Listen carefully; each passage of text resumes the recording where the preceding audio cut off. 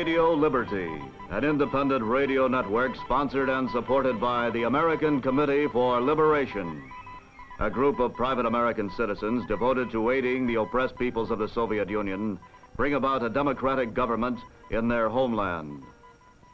In Radio Liberty's Munich headquarters, broadcasts are prepared in 18 languages of the Soviet Union, then beamed deep into the communist heartland by powerful, closely guarded transmitters in West Germany and on the island of Formosa in the Far East. On top of the main studio building in Munich, a cluster of receiving antennas serves as electronic ears on the communist world.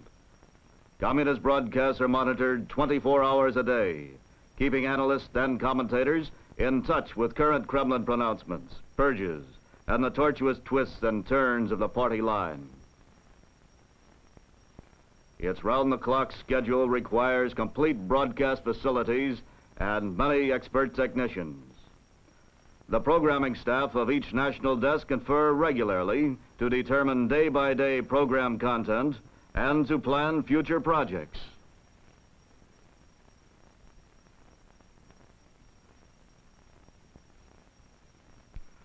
In preparing their assignments, writers and researchers have access to one of the most complete, up-to-date libraries of Soviet literary output in the West. Accuracy is a must here. These former Soviet citizens are speaking to their fellow countrymen back home. Although the station features a variety of programs, news is the staple of its broadcast fare. Uncensored news.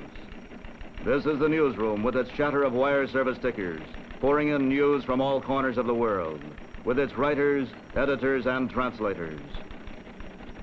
Newscasts include special items not expected to make pleasant listening for the regime's leaders. Items such as this one, Rome, publication of the Italian communist newspaper Unità in Genoa and Turin, has been suspended. Discharged employees of the newspaper have written an open letter to the Central Committee of the party. It says, "Why were we fired without severance pay? For years we received starvation wages and couldn't save a cent. However, our leaders are driving around in their own cars, have their own villas, and enjoy in full measure all the good things of life." Aside from monitored broadcasts, letters are a tangible proof, not only that RL is getting through to listeners, but that listeners are getting through to Radio Liberty. The station broadcasts, with frequent changes, locations of post office boxes under fictitious names outside the Soviet Union, to which listeners can write without danger. Often couched in cryptic language or written under the guise of correspondence with a friend or relative, the letters manage to convey something of interest, if only that broadcasts are being heard. Other indications of RL's effectiveness are the frequent blasts against the station and the American Committee. These range from vitriolic press attacks to terror, and on 2 occasions, even murder.